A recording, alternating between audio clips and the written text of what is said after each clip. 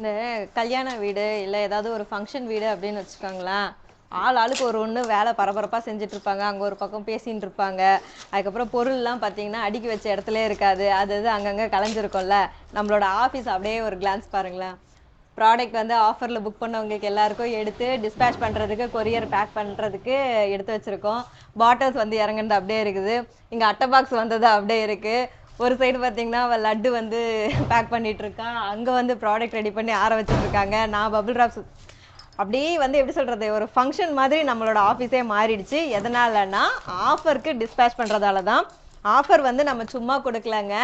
All over India free shipping மட்டும் இல்லாமல் இந்த அழகான லக்ஷ்மி வந்து நாம கிஃப்டாக கொடுத்துட்ருக்கோம். ஆயுத பூஜை, சரஸ்வதி பூஜை அன்னைக்கு இந்த அழகான லக்ஷ்மி உங்கள் வீட்டுக்கு வரணும் அப்படின்னா நம்மளோட அன்பு மகள் ப்ராடக்டை 1000 ரூபீஸ்க்கு மேலே வாங்கினீங்கன்னா ஃப்ரீ ஷிப்பிங்கோட இந்த லக்ஷ்மியை நான் உங்கள் வீட்டுக்கு அனுப்பி வைக்க போகிறேன். ஆஃபர் இன்னையோட முடியுதுங்க. ஸ்க்ரீனில் இருக்க வாட்ஸ்அப் நம்பருக்கு மெசேஜ் பண்ணி ஆர்டர் பண்ணிக்கோங்க. இருப்பதை வைத்து இன்பமாக வாழலாம். தேங்க்யூ.